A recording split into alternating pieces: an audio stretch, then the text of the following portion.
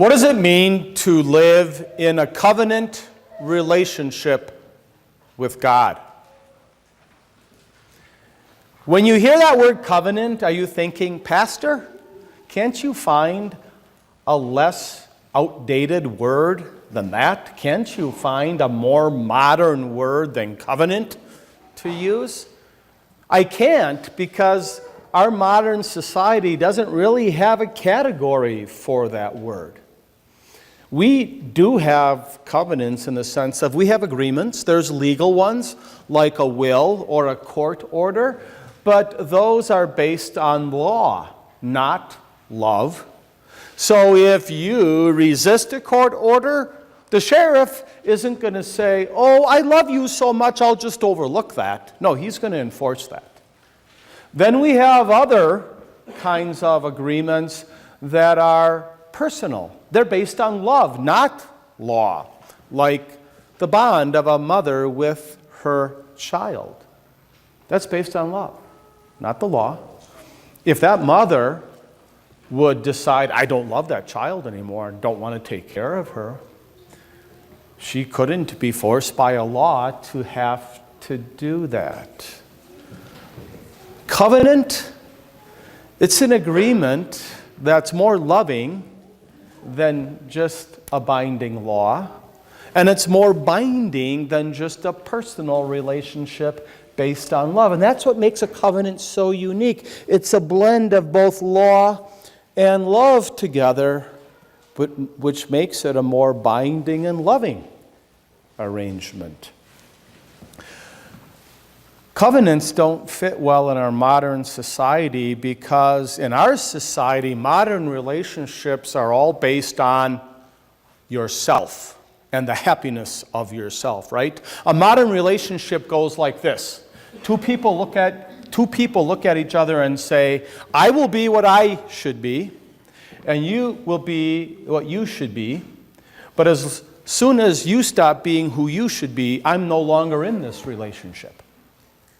Whereas in a covenant relationship, two people look at each other and they say, I will be what I should be in this relationship no matter what you do. And that makes a covenant relationship scary because two people have to agree to do it and do it. If only one party does it, then that relationship ends up being broken and abused, right? When both people, though, say, I do in a covenant relationship and do it, that ends up being a far deeper kind of relationship. Most of our relationships here, they fall on a spectrum between a consumer relationship and a personal one. You might decide to quit buying bread at Safeway and go buy it at King Soopers. You'll just do that. You're not legally bound to go buy bread at Safeway. You have no personal interest in them. That's a consumer relationship. Then we have relationships that are personal. A marriage is personal. Parent and child's a personal relationship. And there's all kinds of others in between, like friendships, relationships with people you exercise with, or people you work with. But what about your relationship to God? What kind of relationship is that one? It's a covenant relationship. But a lot of people have a problem with their relationship with God because they either choose it to be a legal relationship or a personal one. So people end up falling into two camps. The first camp says, I'm spiritual, but I'm not religious. What they're saying by that is, I believe in God, but I don't want to be part of any institution. I don't want anybody telling me what to believe. I'll keep the 10 Commandments or whatever I think commandments I should keep, and God's going to love me anyways. That person wants only a personal relationship with God, not a legal one. The other camp is a person who says, I know God's loving, but He's only going to love me if I do what He says, so I better keep all of these commandments. That person wants only a legal relationship with God, not a personal one. So you either fall into the camp of being a modern-day Sadducee, whose spiritual view is relativistic. I can believe whatever, I can do whatever I want, God's going to love me anyways. Or you become a modern-day Pharisee whose spiritual view is legalistic. I better follow these commands. But there's a problem with trying to have those views of your relationship with God. Your relationship with God isn't one or the other, legal or personal. It's both. That's what makes it a covenant relationship. Covenants have terms and conditions, right? You abide by the terms and conditions, you get benefits. You don't abide by the terms and conditions, you get a penalty. God's covenant is the same. It has terms and conditions. Abide by God's conditions. Keep His commandments. Be perfect. You'll be blessed. Don't abide by His terms and conditions, and you'll be cursed, right? But that's now where our covenant relationship with God seems to have a tension or a mystery inside of it, right? Because you can read through the pages of the Bible and you can find plenty of places where God says, I'm not going to bless a disobedient people. The wages of sin is death. The soul that sins will die, right? You can find those. But then you can read through the Bible and find passages that say, where God says, I will forgive their wickedness and remember their sin no more. I'll never leave you nor forsake you. So what is it? Are God's blessings conditional or not? In Genesis 15, with the covenant God made with Abram, we get an answer to that tension. Remember how He had Abram take the ram, the goat, and the sheep, and the heifer, and to cut the pieces up and make 2 rows with them? You need to understand how things worked at Abram's time to understand what they did. If you wanted to sign a contract in Abram's time, you didn't do it with pen and ink. You did it with blood. You took 2 animals, 3 animals, you cut them into pieces, you made 2 rows. And each of the parties in making the covenant would walk through those pieces of animals, swearing their covenant, swearing what they would do. Do you get the point?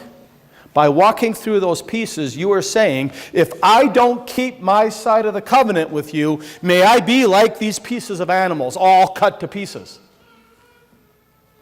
But something strange happens here with this covenant that God makes with Abram, right? Abram's waiting all day. It gets to night. And God doesn't ask Abraham to walk through those pieces and swear an oath. Instead, God swears an oath. He promises that even though your people, descendants, will spend 400 years in Egypt, I'm going to bring them out of there to the promised land where the Savior could be born. And then that smoking fire pot with that blazing torch, God Himself passes through those pieces. Do you see what God meant by that? God was saying, Abraham, I'm going to take on both the promises and the curses of this covenant for both of us. He was saying, may I be torn to pieces if I don't keep my side of the covenant. But He was also saying, and may I be torn to pieces if you don't keep your side of the covenant. God was putting His life literally on the line here. And that's what makes God's covenant relationship with us unique. Think about our covenant with God.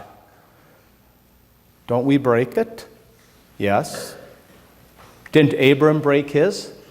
Remember how Abram didn't trust God and lied and said that his wife was really his sister? Do you remember how Abram didn't trust God and to give him and Sarah a child, and so he slept with his slave girl Hagar?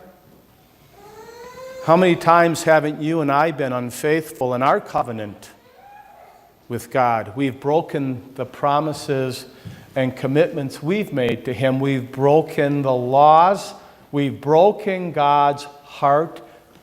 And who pays the price for that? He does. God does. Centuries later, when darkness covered Calvary, God tore his own son, Jesus, to pieces. Not just with the thorns in his head, the nails in his hands, and the spear in his heart. He tore his son to pieces by abandoning that son on the cross to the holy horrors of hell. Why did he do that? So that Jesus could fulfill the terms of that covenant he made with Abram. Remember how Paul said, Christ redeemed us from the curse of the law by becoming a curse for us? So here's the answer right to that tension. God is both just, enforces his laws, and he's the justifier. He is the perfect blend of love and law. So, are the blessings of God conditional or unconditional? Yes and yes. On the cross in Jesus, Jesus fulfilled the conditions of the law, so God now could love us unconditionally. In the perfect life Jesus lived, he fulfilled the conditions of God's law.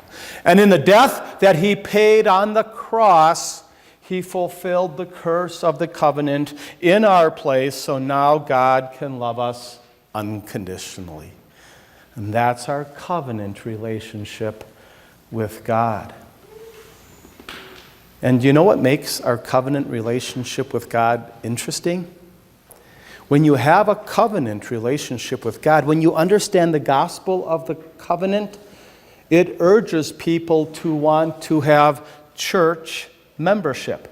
Once you understand the gospel as pictured there in the covenant, accountability isn't a horrible thing, it's a good thing. Think about it. Throughout the Bible, whenever you find people in a covenant relationship with God, they always sought out other people who had a covenant relationship with God and joined together with them. They didn't just attend churches, they joined churches. Why? Because they got serious about their relationship with God because they first saw in the covenant relationship how serious God was in his relationship to them, how he would walk through the pieces by himself so you and I wouldn't have to. In other words, people who have a covenant relationship with God, they don't want a squishy relationship with God because they don't have a squishy God, someone who has no substance, right? When we have a covenant relationship with God, we want a crunchy relationship with God, one that has bite to it because we see we have a crunchy God, someone who has substance, who was willing to walk through the pieces so you and I wouldn't have to. If you think about it, marriage, it's a little bit of a scary thing, isn't it? Because for this reason, you have two people who are going to pledge to be faithful to each other the rest of their lives, but you don't know what you're going to do. You don't know what they're going to do. You're not sure what's going to actually happen. That's what makes marriage just a little bit scary. That's probably a whole other sermon topic right there. But in our covenant relationship with God, it's not a scary one. Because God comes to us and says, I'm going to marry you. I'm going to bind myself to you. I'm going to love you intimately. And I've already showed you that I loved you because I walked through the pieces so you wouldn't have to. I died and took on the curse so you wouldn't have to. Yeah, it's true. God didn't break the covenant. We did. And there's consequences for breaking that covenant. Serious ones. Just ask the heifer and the goat and the ram. They're silent witnesses to the consequences of breaking God's covenant. But guess what? Who had to answer for those consequences? Not us. Jesus did. Can you believe that? That Jesus would answer for the consequences we caused. He would walk through the pieces so we didn't have to. Maybe that's why when Jesus was crucified, he was in the middle. and there was a thief on one side and a thief on the other side. Maybe it was hearkening back to God walking between these pieces in our stead. Can you believe Jesus would do that for you? Can you believe in him? Can you put your faith in him? The answer to that is, how could we not, right? Amen.